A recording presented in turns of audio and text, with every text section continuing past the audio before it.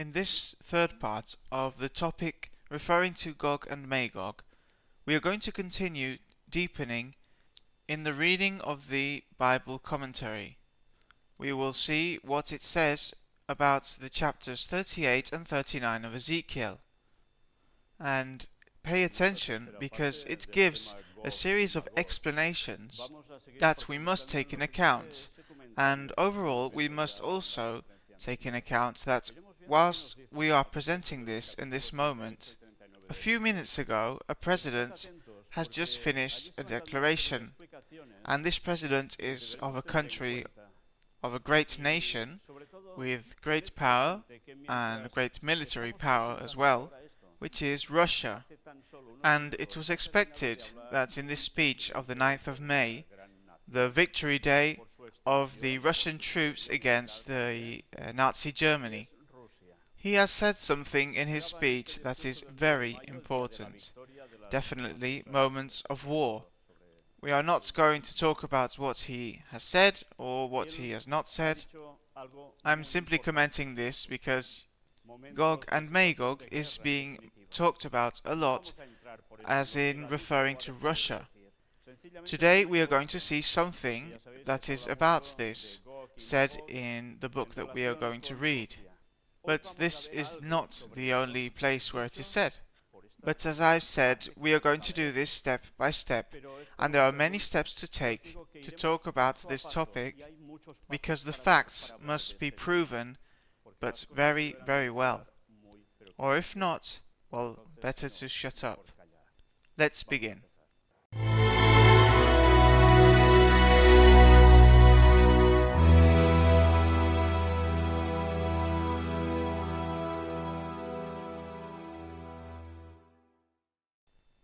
Well, in the Adventist Bible commentary is where we are going to center and focus the lecture today as well. It speaks about the chapter 38 of Ezekiel at verse 2 and onwards. Gog. This is the name chosen by Ezekiel to designate the leader of the heathen hosts who would attack the restored Jewish state after the return of the exiles. It says, as quoted in verses 14 and 16. Therefore, as you know, the Jewish were in exile, and they had to go back to their land. And from that moment, this is what would happen with Gog. Efforts to identify him with any historical characters have so far proved fruitless. This is interesting, eh? So, no one has been identified as Gog. And think that this commentary has been written quite a few years ago, but still today no one has been identified as Gog. Nowadays it has not been found any historical data that speaks about such Gog. The root from which the name is derived is unknown. The word occurs 13 times in the scriptures, but none of the references throws any light on its meaning. Gog appears in the first of Chronicles, chapter 5, verse 4, as the name of one of the sons of Joel, of the tribe of Reuben. In Revelation, chapter 20, verse 8, it is used in connection with Magog to symbolize the nations of the wicked, whom Satan assembles after the millennium to attack Christ and to seize the New Jerusalem. Remember that we saw this in the first of these conferences.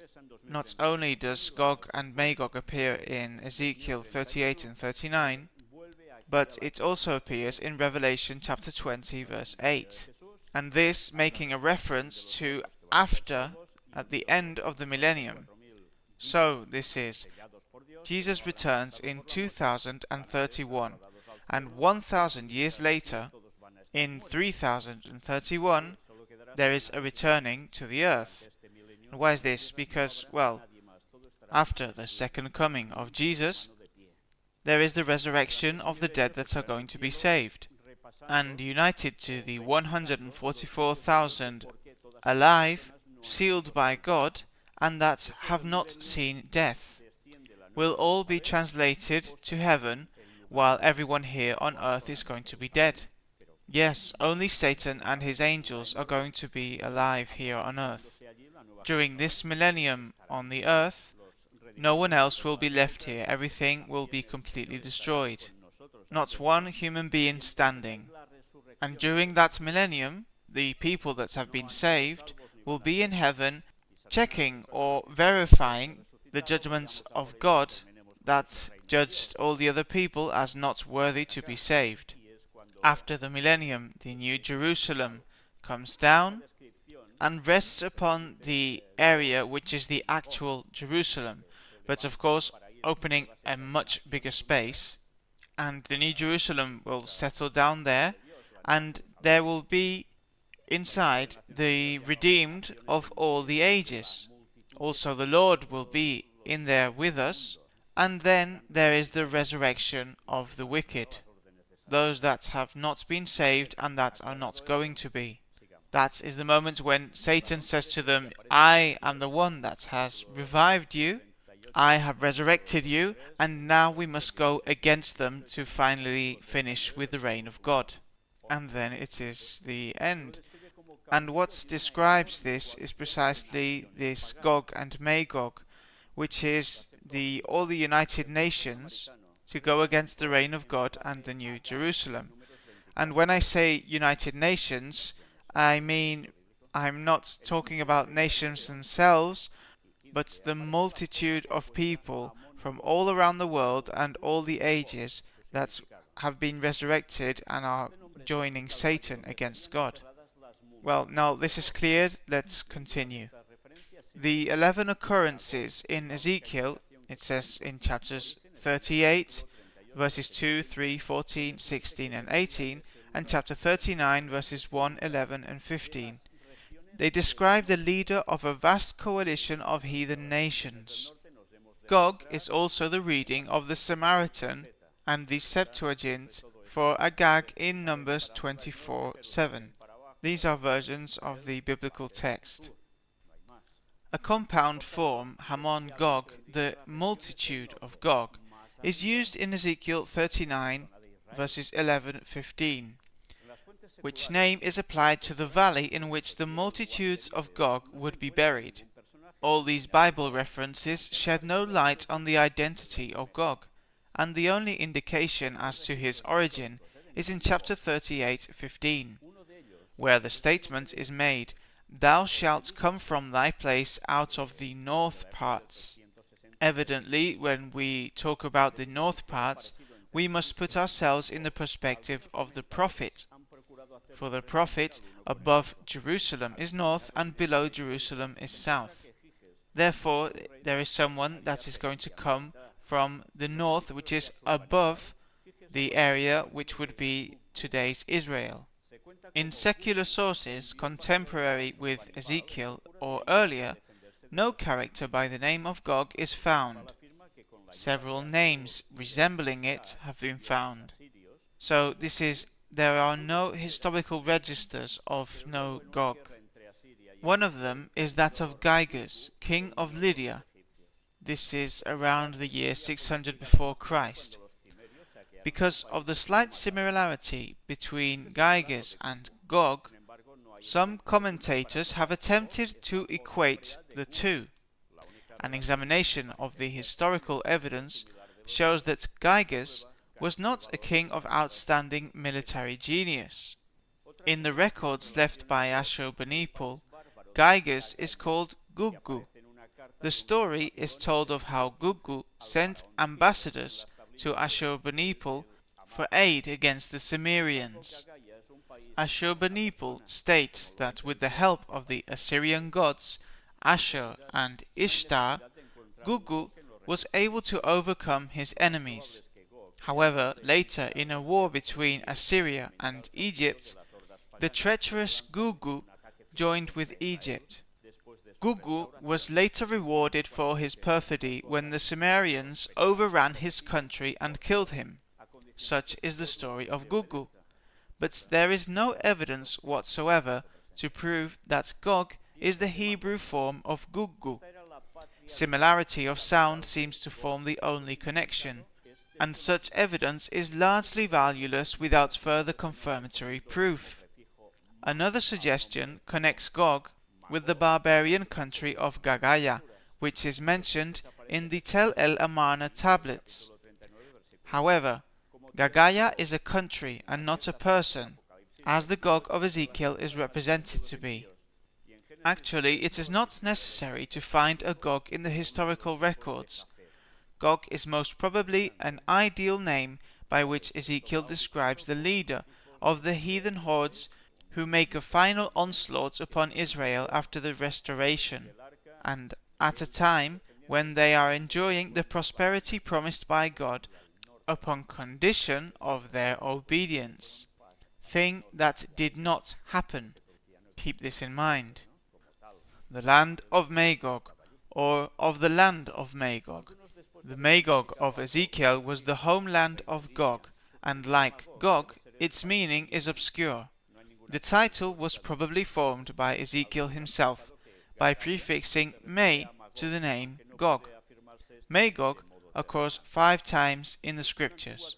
It is used twice in Ezekiel, here and in chapter 39 verse 6, as the land of Gog, once in Revelation 20 verse 8, of the nations of the wicked, and in Genesis 10 verse 2, and in the first of Chronicles 1 verse 5, of one of the sons of Japheth. Interesting, hey? As you see, it is linked to the sons of Japheth, one of the sons of Noah, that after coming out of the ark, where did he and his descendants locate themselves? Where did they move to? To the north. Yes. Remember, from Turkey, they went up to the north. Of course, Turkey, as the nation of Turkey, did not exist in those moments, but the territory did.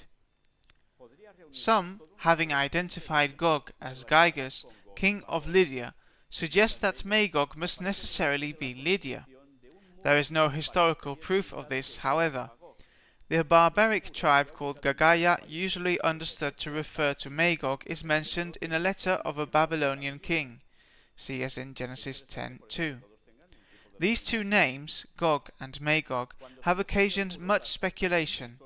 Early Jewish tradition identified Magog with the Scythians, as seen in the book right by Josephus, Antiquities.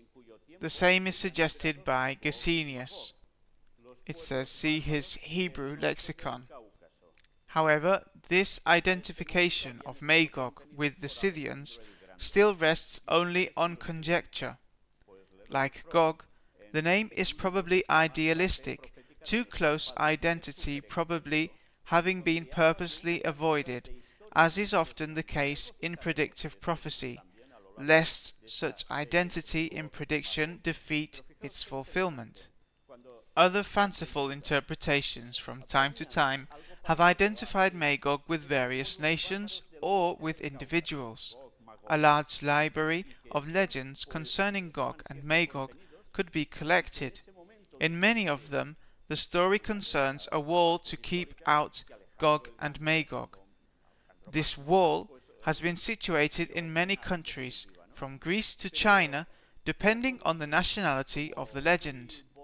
It is quite interesting that they all have a type of legend of this story. The breaking of the wall paved the way for the destructive forces of Gog and Magog to do their work. In some of the legends, these events were connected with the appearance of the Antichrist, at which time Gog and Magog, the wild peoples north of the Caucasus, formerly shut behind gates by Alexander the Great. And do you know who wrote this? This is from Leroy E. Froome in the book Prophetic Faith of Our Fathers, which is super extensive, and in this book he talks about an amount of history that is impressive. And throughout this series of Gog and Magog, we will quote some things that are in this book.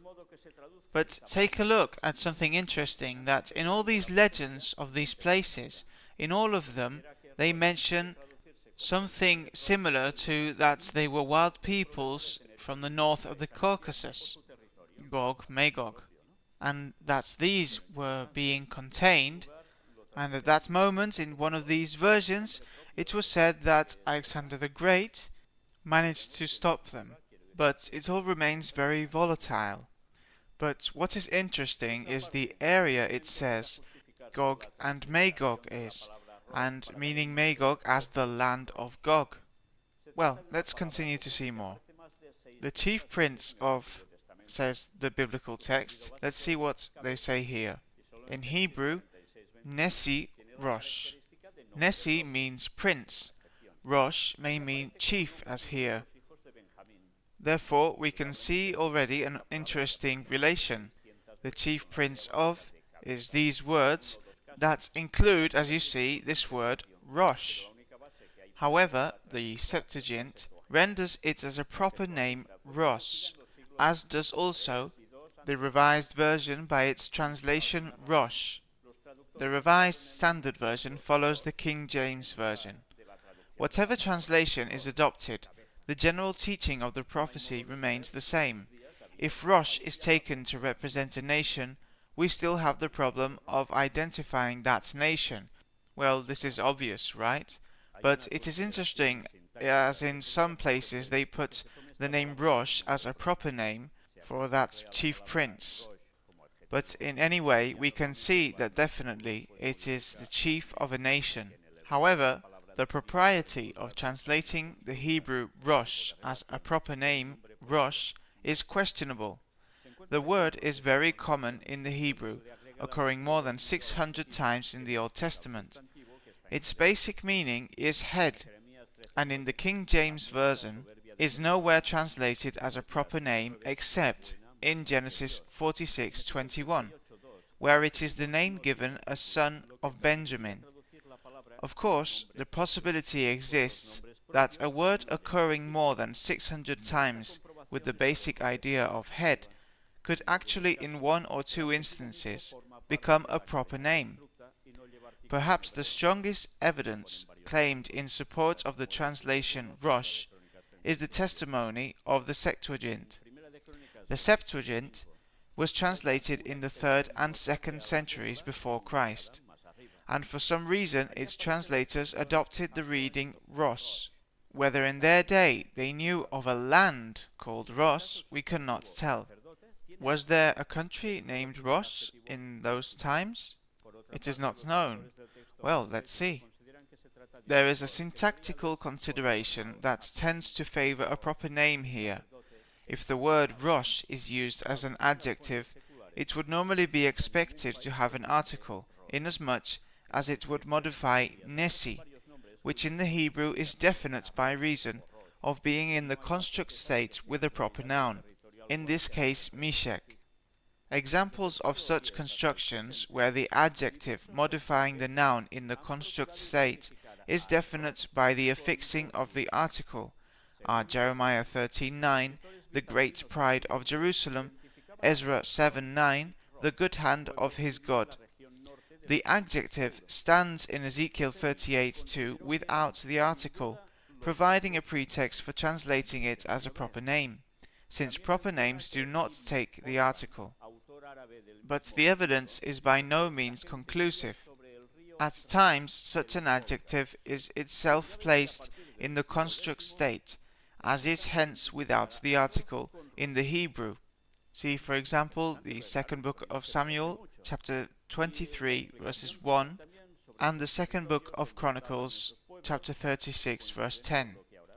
A notable exception to the foregoing rule is also found in the 1st book of Chronicles, 27:5, where the expression Hakohen Rosh, chief priest, occurs. There, priest has the article, and the adjective chief is without the article. However, this is considered by editors of the Hebrew text to be an error, the article naturally belonging to the adjective. A study of the secular sources in search of a country by the name of Rosh yields very little. Several names with a sound similar to Rosh appear in Assyrian inscriptions, but there is no certainty that any of them is identical with Rosh. From the 10th century until the present day, attempts have been made by various exegetes to identify Rosh as Russia. According to Gesenius, the Byzantine writers of the 10th century identified Rosh under the name of Hoi Rosh, a people inhabiting the northern parts of Taurus, who he claims were undoubtedly the Russians. See his Hebrew lexicon. He also mentions an Arabian writer of the same period, Ibn Foslan, who speaks of these people as dwelling upon the river Ra, the Volga. Well, so you can see that from the 10th century they start to identify Rosh with Russia. It is interesting because the sound is very similar, and the explanation that they give referring to the people that were in those territories coincide with what is the today Russia. But let's see some more things. However, historical evidence shows that the term Russia did not come from Rosh. Among the Slavs who lived in what is now Russia were groups of Vikings called Varanians, who migrated from eastern Sweden. Although there are different views concerning the role of the Varanians, it is the prevailing scholarly opinion that these non-Slavic warrior traders and military leaders gave the name Rus, whence Russia, to the territory they ruled.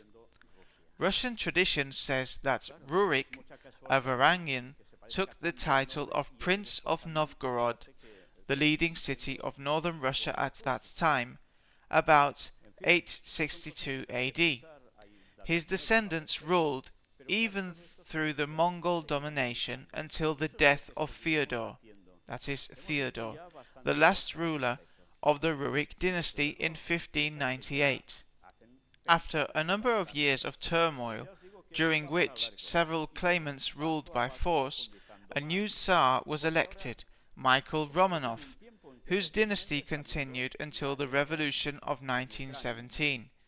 And it says here to look for data, see J.B. Berry, A History of the Eastern Roman Empire, and it was written in 1912, and also Bernard Paris, A History of Russia, 1944, and the Encyclopaedia Britannica, 1974. Thus, it can be seen that any similarity of the sound between Rosh and Russia is obviously purely coincidental. There seems to be no evidence that the name was applied to that country until about the 10th century AD. Well, I can say that this writing is quite old, and it is interesting to see that over the years, now they get to say very clearly that the Rus, yes, the Rus, that were Vikings, in fact, because of who knows what circumstances, they moved to the area of the continent and established themselves where it is the today's Russia. Well, it is quite a coincidence, isn't it, that the names look so alike, and also that this settlement of these people finally arrived to be in what is today's Russia. Anyhow, it gives a lot to think about. There is new data referring to all this, but all of this must be analyzed, and that is what we are going to continue to do. We have already seen quite a bit about this topic, and we have seen quite some things that already give a lot to think about. But I can tell you that this is going to be a long procedure. There is going to be many steps to deepen in the matter, because now precisely we are in a time where there is the war in Ukraine. And what is happening? Who intervenes in this war? It is Russia. But at the same time, we are seeing also that there is a situation where there is a lot of tension around the whole world because of this conflict. And we are seeing that other factors and other powers are being involved in this conflict, directly or indirectly. All of this is making the alarm sound, making people think that if truly this thing of Gog and Magog has to do with Russia, it has to do with Ukraine, and it has to do with those territories. We will have to continue looking at all this. Some people have already discarded this idea in a second, and they are saying that this is only wars and rumors of war, that they are signs of Christ coming again, and that's it. But once more, we must think that normally the prophecies in the Bible are complemented by other biblical texts. And if we know well that Daniel chapter 11, the final verses, mention the countries that are involved militarily in the final war times, just before the returning of Christ, and also going around a certain event of the construction of the third temple in Jerusalem, and the papacy established there. And is it just that the papacy appears there, or are there more prophecies that give more details? Remember that Daniel 11, on the last verses, tells us, "But tidings out of the east and out of the north shall trouble him. Therefore he shall go forth with great fury to destroy and utterly to make away many." Curiously, north, lands of the north. Once again, we focus on Israel upwards, and the east is Israel to the right. We saw already, when we showed Daniel chapter 11, the last verses, 40 to 45, who those were. Who was at the north? Russia. And who is at the east? China. And maybe not only China, hey? We are talking about India, the allies of one side, and also the allies of the other side, that are going to have an encounter.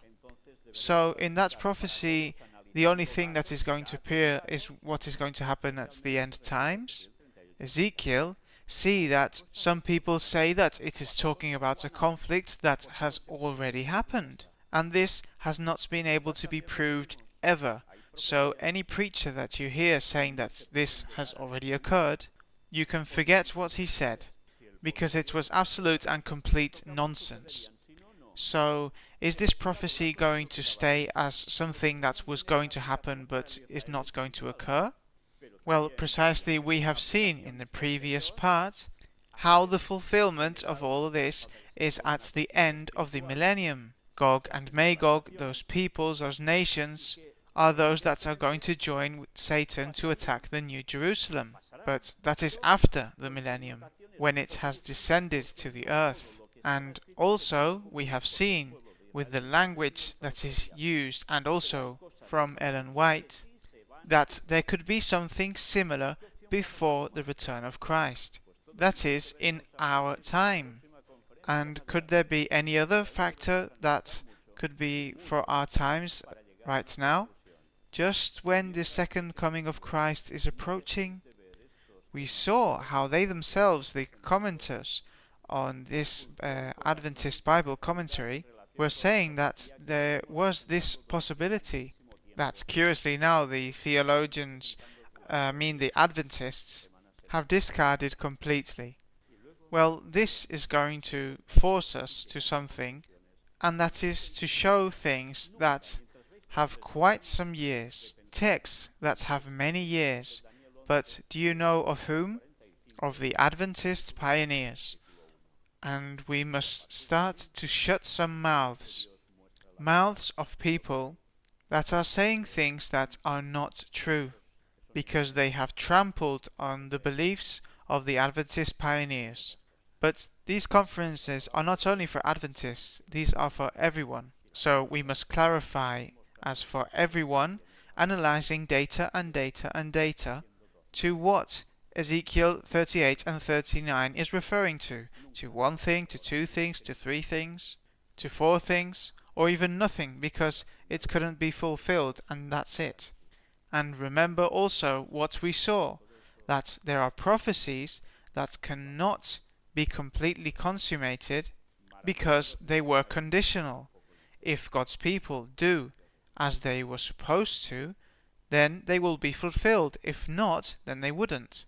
But careful, because it didn't stop there. It could also have an application for the spiritual Israel.